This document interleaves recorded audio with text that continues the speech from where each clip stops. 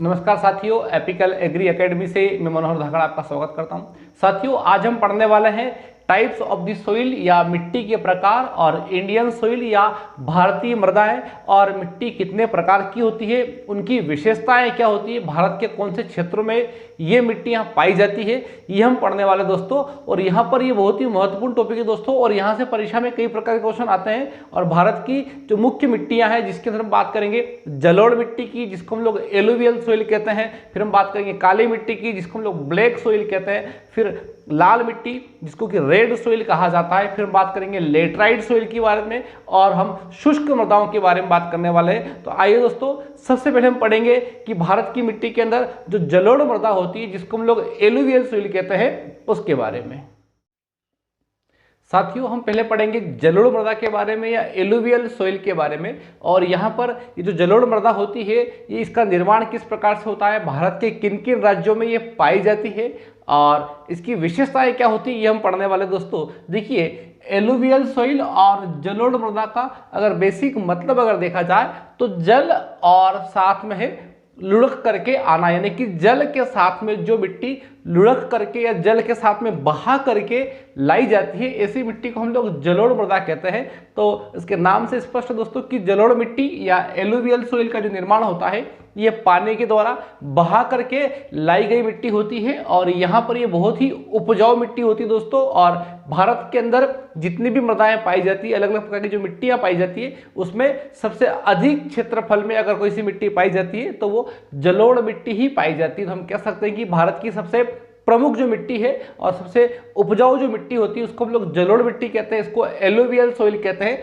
और यहाँ पर हम कुछ इसकी विशेषताओं की बात करेंगे। नंबर 1, देखिए दोस्तों, भारत का सबसे महत्वपूर्ण यानी कि most important soil group of the India, और सबसे बड़ा मृदा समूह, लार्जेस्ट सोइल जो है वो इंडिया की वो यही वाली है। और भारत के कुल क्षेत्रफल का यानी कि टोटल एरिया जो है इंडिया का, उसका लगभग 43% जो है कंट्रीब्यूशन वो एलुवियल सोइल या जलोढ़ मिट्टियों का है। तो दोस्तों हम कह सकते हैं कि भारत के अंदर भारत के कुल क्षेत्रफल का लगभग 43% जो एरिया है वो जलोढ़ मिट्टी के द्वारा कवर किया जाता है। और ये सबसे बड़ा सोइल का ग्रुप, सबसे बड़ा मृदा का समूह है ये, और सबसे महत्वपूर्ण मिट्टी होती है। फिर हम बात करेंगे कि इसका निर्माण अपने पैतृक पदार्थ के ऊपर ही होता है, यानी कि it was developed on the parent material पैतृक पदार्थ पर ही ये विकसित होती है और विभिन्न माध्यमों के द्वारा स्थानांतरित हो जाती है। यानी कि इसका जो ट्रांसपोर्टेशन जो होता है वो अलग अलग विभिन्न एजेंसी की हम बात करें दोस्तों, तो पानी के माध्यम से, ग्लेशियर के माध्यम से, बर्फ के माध्यम से, हवा के माध्यम से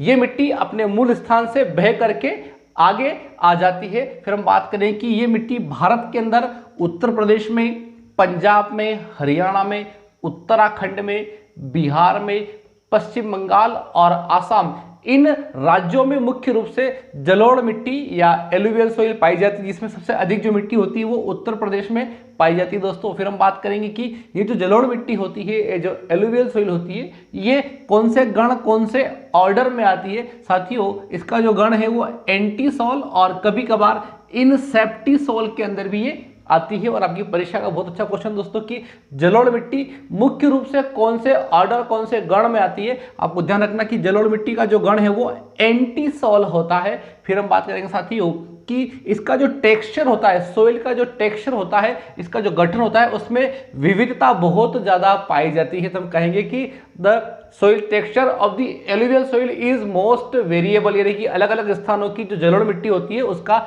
गठन भी अलग अलग प्रकार का होता है, टेक्सचर में बहुत वेरिएशन पाया जाता है दोस्तों।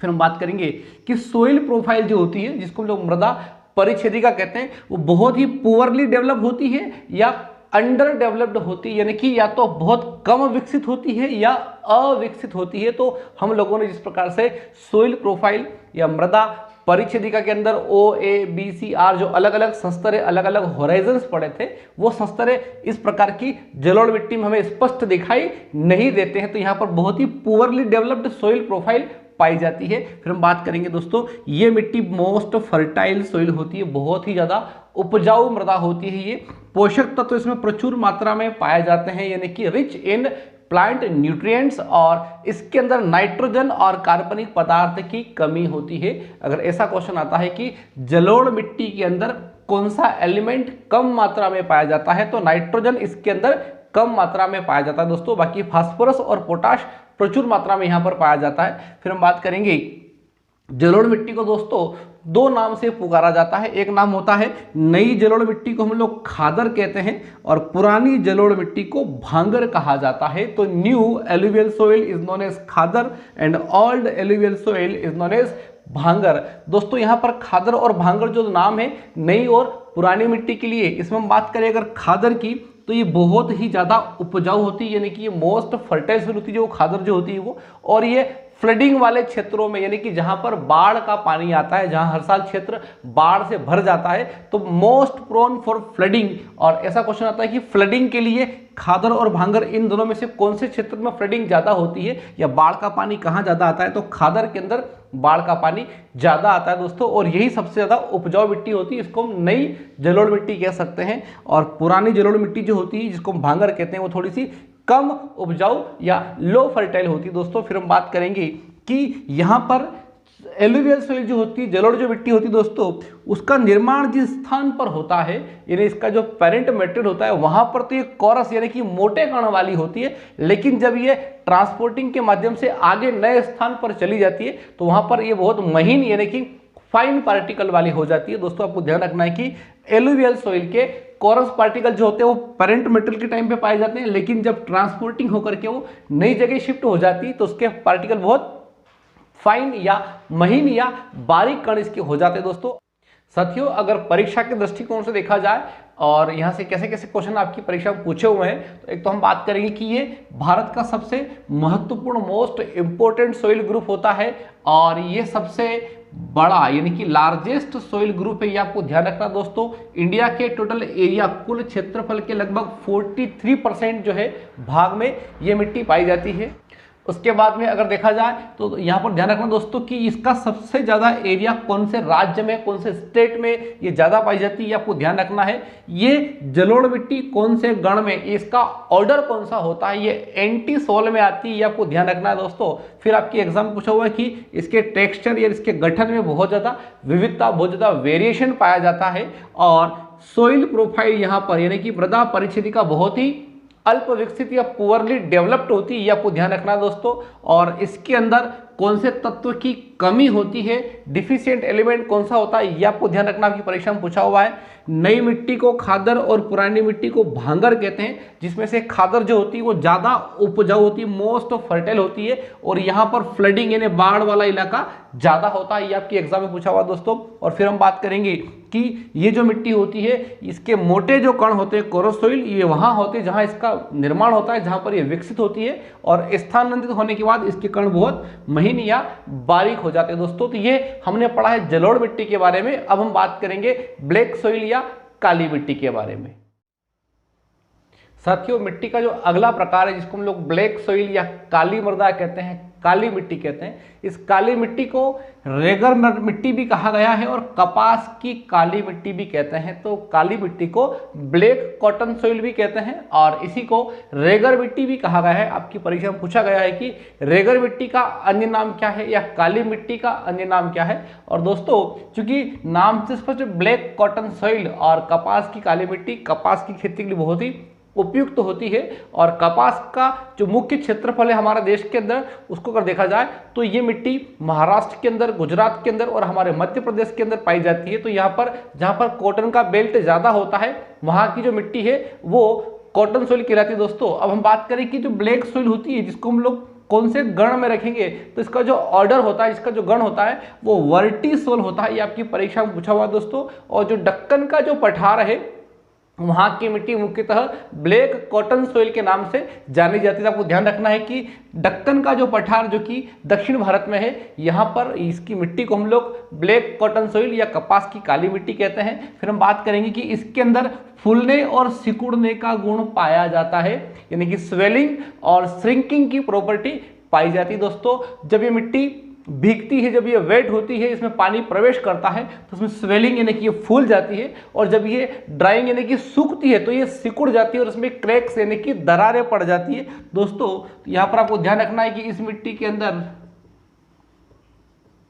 क्रैकिंग का गुण पाया जाता है। क्रैकिंग का मतलब कि इसके अंदर सूखने पर दरारें पड़ जाती है, और इसीलिए दोस्तों इसमें सेल्फ टिलेज प्रॉपर्टी या स्वतः भू परिष्करण का गुण पाया जाता है। ये आपकी परीक्षा में पूछा हुआ है कि सेल्फ टिलेज प्रॉपर्टी किसे कहते हैं, और सेल्फ टिलेज या स्वतः भू परिष्करण का मतलब होता है कि मिट्टी अपने आप को पलटा देती है, मिट्टी अपने आप को उथल पुथल कर देती है, तो इसके अंदर फूलने और सिकुड़ने का गुण होता है, इसकी वजह से ये गुण उसके अंदर होता है दोस्तों। और मांट मोरिलोनाइट जो क्ले होता है इसके अंदर बहुत ही प्रचुर मात्रा में पाया जाता है। ये आपकी परीक्षा में पूछा हुआ है दोस्तों कि काली मिट्टी के अंदर कौन सा खनिज ज्यादा मात्रा में पाया जाता है, तो यहां पर हम कहेंगे कि montmorillonite clay is the most dominant mineral in the black soil, यानी कि काली मिट्टी में माउंट मोरिलोनाइट नामक जो खनिज होता है उसकी मात्रा बहुत ज्यादा होती है, और इसी खनिज की वजह से इसके अंदर फूलने और सिकुड़ने का गुण जो होता है वो पाया जाता है दोस्तों। फिर हम बात करेंगे इसका जो काला रंग है, जो ब्लैक कलर है, उसका कारण क्या है, ये आपकी परीक्षा में बहुत बार पूछा हुआ है। तो काली मिट्टी का जो काला रंग होता है वो टिटेनीफेरस मैग्नेटाइट के कारण होता है। तो आपको ध्यान रखना दोस्तों कि टिटेनीफेरस मैग्नेटाइट कंपाउंड की वजह से काली मिट्टी का जो कलर होता है वो काला दिखाई देता है। फिर हम बात करेंगे इसकी जल धारण क्षमता यानी कि वाटर होल्डिंग कैपेसिटी बहुत ज़्यादा होती है, पानी को ये लंबे समय तक पकड़ कर रखती है दोस्तों। फिर हम बात करेंगे इसका स्थूल घनत्व भी ज़्यादा होता है, यानी कि इसकी बल्क डेंसिटी भी ज़्यादा होती है। फिर हम बात करेंगे कि इसके अंदर भू परिष्करण यानी कि जो टिलेज की जो ऑपरेशन होते हैं, कल्टीवेशन जब हम खेत करते हैं, फसल लगाने के लिए हम जब खेत को तैयार करते हैं, तो टिलेज की ऑपरेशन इसमें बहुत आसानी से नहीं किए जा सकते, क्योंकि इसके अंदर रेसिस्टेंस पावर ज़्यादा होता है। इस मिट्टी को चीरना या काटना बहुत ही मुश्किल होता है, तो कृषि क्रियाओं को करना बहुत आसान नहीं होता यहाँ पर। और महाराष्ट्र, मध्य प्रदेश और गुजरात में मुख्यतः कपास की काली मिट्टी पाई जाती है। इसके अंदर भी दोस्तों अगर देखा जाए तो महाराष्ट्र के अंदर सबसे ज़्यादा पाई जाती है। और हम बात करें कि ब्लैक कॉटन सॉइल के अंदर अंतःस्पंदन यानी कि इनफिल्ट्रेशन और जल धारण, जल निकास यानी कि जो ड्रेनेज होता है ये बहुत ही कमजोर होता है। तो यहाँ पर इनफिल्ट्रेशन कम होने की वजह से इस मिट्टी के अंदर आसानी से पानी प्रवेश नहीं करता। बारिश के बाद पानी को मिट्टी के अंदर प्रवेश करने में टाइम ज़्यादा लगता है, क्योंकि इसका इनफिल्ट्रेशन जो रेट होता है बहुत कम होता है। पानी इसके अंदर धीमे धीमे जो है वो इंटर करता है, प्रवेश करता है, और एक बार यदि पानी इसके अंदर प्रवेश कर जाता है तो सारे पानी को ये रोक लेती है, फिर पानी को छोड़ती नहीं है। तो इसका ड्रेनेज जो होता है वो बहुत ही कमजोर होता है, जल निकास बहुत ही कमजोर होता है दोस्तों। अब हम बात करें कि जो ब्लैक सोइल है, ब्लैक कॉटन सोइल है, जिसको हम लोगों ने रेगर मिट्टी भी कहा है, इसके ऊपर परीक्षा में किस प्रकार के क्वेश्चन आए हुए हैं दोस्तों। एक तो ये है कि इसको हम लोग रेगर सोइल भी कहते हैं, ये आपको ध्यान रखना है। काली मिट्टी कौन से गण में आती है, ये वर्टिसोल ऑर्डर के अंदर आती है, ये आपको ध्यान रखना दोस्तों।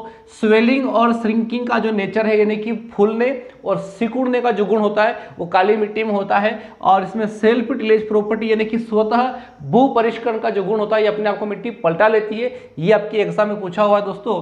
कौन सा खनिज मुख्य रूप से इसके अंदर पाया जाता है, तो काली मिट्टी के अंदर मांट मोइलोनाइट जो खनिज होता है ये सबसे एबंडेंट यानी कि प्रचुर मात्रा में पाया जाता है।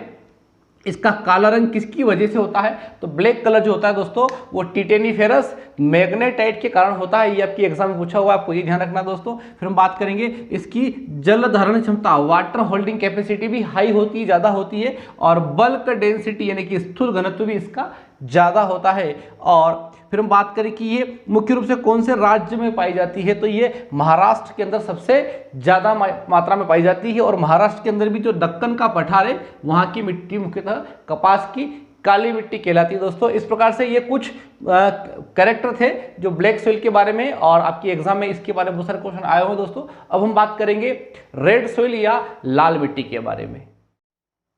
साथियों अब हम बात करेंगे लाल मृदा के बारे में या रेड सोइल के बारे में। और देखिए जो लाल मिट्टी है, रेड सोइल जो है, ये कौन से गण में आती है, इसका ऑर्डर कौन सा होता है, तो आपको ध्यान रखना दोस्तों कि ये अल्फीसोल के अंदर आती है। जिस प्रकार से अभी पढ़ा था कि काली मिट्टी जो होती है वो वर्टिसोल में आती है, उसी प्रकार से लाल मृदा जो होती है दोस्तों वो अल्फीसोल में आती है, आपको ध्यान रखना है। और लाल मृदाओं को ओमनिबस ग्रुप की मृदा भी कहा गया है। ये आपके एग्जाम में पूछा जा सकता है कि ओमनीबस ग्रुप जो होता है इसमें कौन सी मिट्टी आती है, तो आपको ध्यान रखना दोस्तों कि लाल मृदाओं को, रेड सॉइल को हम लोग ओमनीबस ग्रुप के अंदर शामिल करते हैं। और यहाँ पर लाल मिट्टी के अंदर जल निकास यानी कि ड्रेनेज बहुत ही अच्छा होता है। और दोस्तों ड्रेनेज यानी कि जल निकास बहुत अच्छा है, यानी कि ये मिट्टी आसानी से पानी को छोड़ देती है। और पानी को आसानी से छोड़ देती है मतलब पानी को लंबे समय तक रोक के रखती नहीं है। इसलिए हम कह सकते हैं कि जिस मिट्टी का जल निकास यानी ड्रेनेज बहुत अच्छा होता है उस मिट्टी की जल धारण क्षमता यानी वाटर होल्डिंग कैपेसिटी बहुत कम होती है, क्योंकि पानी को लंबे समय तक रोक नहीं सकती है। तो हम कह सकते हैं कि इस कैरेक्टर के मामले में ये काली मिट्टी जो होती है, ब्लैक सॉइल, उसकी बिल्कुल अपोजिट होती है, क्योंकि काली मिट्टी की जल धारण क्षमता बहुत ही ज़्यादा अच्छी थी और उसका जल निकास बहुत ही कमजोर था। लेकिन लाल मिट्टी के जो ये जो गुण है ये काली मिट्टी की बिल्कुल विपरीत या अपोजिट है दोस्तों। और इसके अंदर केओलिनाइट नामक जो मिनरल होता है, खनिज, ये प्रचुर मात्रा में पाया जाता है। तो हम कह सकते हैं कि the evident mineral in red soil is kaolinite, जबकि ब्लैक सॉइल ने काली मिट्टी में हमने पढ़ा था कि वहां पर मांट मोरिलोनाइट खनिज पाया जाता है। ठीक उसी प्रकार से यहाँ पर जो खनिज है वो केओलिनाइट पाया जाता है दोस्तों। और लाल मिट्टी का जो लाल रंग होता है उसका कारण फेरिक ऑक्साइड होता है। तो आपको ध्यान रखना है कि लाल मिट्टी का लाल रंग जो होता है वो फेरिक ऑक्साइड की वजह से होता है दोस्तों। फिर हम बात करेंगे कि ये मिट्टी सामान्यतः या तो उदासीन यानी कि न्यूट्रल होती है या फिर ये लाइट हल्की सी अम्लीय भी हो सकती है दोस्तों। फिर भारत के अंदर रेड सॉइल यानी कि जो लाल मिट्टी होती है वो आंध्र प्रदेश, तमिलनाडु, कर्नाटक, उड़ीसा और महाराष्ट्र के कुछ भागों में पाई जाती है दोस्तों। और इस प्रकार से अगर हम देखें कि लाल मिट्टी के ऊपर आपकी परीक्षा में कौन से क्वेश्चन पूछे हुए हैं, तो एक तो लाल मिट्टी कौन से गण में आती है, अल्फीसोल, आपको ध्यान रखना है। इसको हम कौन से ग्रुप की मिट्टी कहते हैं, इसको हम लोग ओमनीबस ग्रुप की मिट्टी कहते हैं दोस्तों। इसकी जल निकास सबसे अच्छा होता है। और मैं आपको बताऊं दोस्तों, जो खेल के मैदान होते हैं, प्लेग्राउंड वगैरह जो होते हैं, वहां पर लाल मिट्टी ही डाली जाती है। अगर बारिश हो भी जाती है वहां पर तो वो पानी को आसानी से छोड़ देती है। तो ऐसे मैदान को सुखाना बहुत आसान होता है।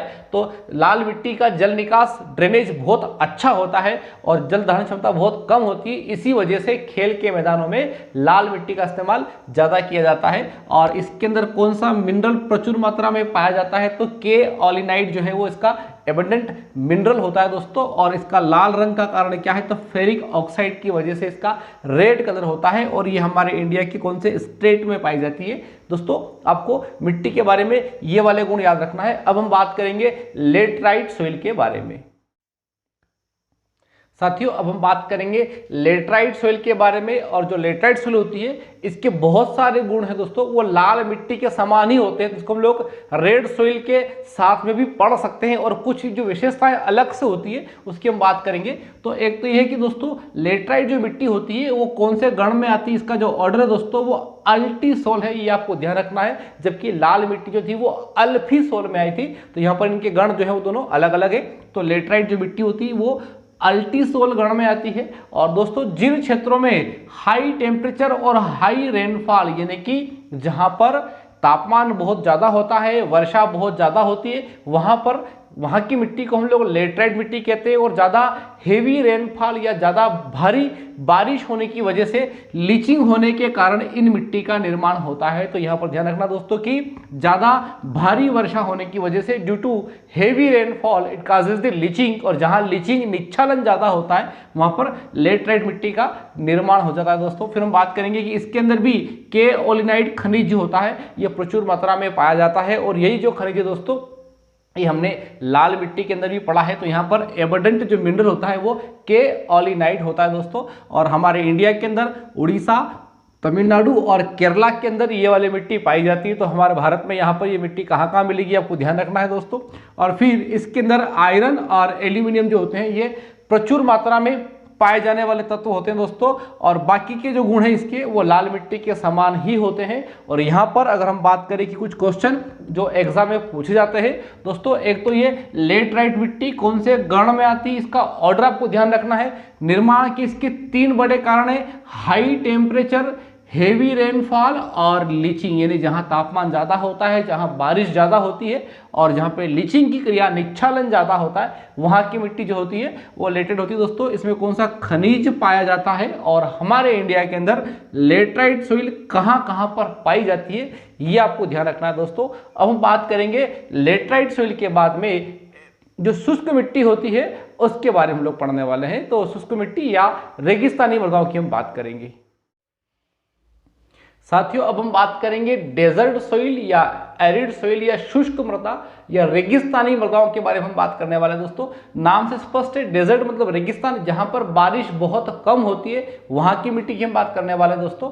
एक तो ये कि ये जो मिट्टी होती है रेगिस्तानी मृदाएं जो होती है, शुष्क जो मृदाएं होती है जिनको लोग एरिड सोइल भी कहते हैं, ये कौन से गण में आती है? तो इनका जो ऑर्डर है दोस्तों वो एरिडीसोल होता है। और वैसे भी एरिडीसोल में एरिड का मतलब होता है शुष्क या ड्राई, तो जहां पर बारिश बहुत कम होती है वहां की मिट्टी को हम लोग एरिडीसोल में रखते हैं। और ये गर्म शुष्क क्षेत्रों में पाई जाती है, यानी कि जो हॉट और एरिड जो जोन होते हैं वहां की मिट्टी को हम लोग शुष्क मृदा कह सकते हैं। और इनके अंदर साल्ट या लवण की मात्रा बहुत ही ज्यादा होती है, तो ये साल्ट के अंदर बहुत ही रिच होती है और इनके अंदर जिप्सिक होराइजन का निर्माण होता है। ये बहुत अच्छा क्वेश्चन आ सकता है कि जिप्सिक होराइजन जो होते हैं ये कौन सी मिट्टी में बनते हैं। तो आपको ध्यान रखना दोस्तों कि जिप्सिक होराइजन डेजर्ट सोइल के अंदर बनते हैं।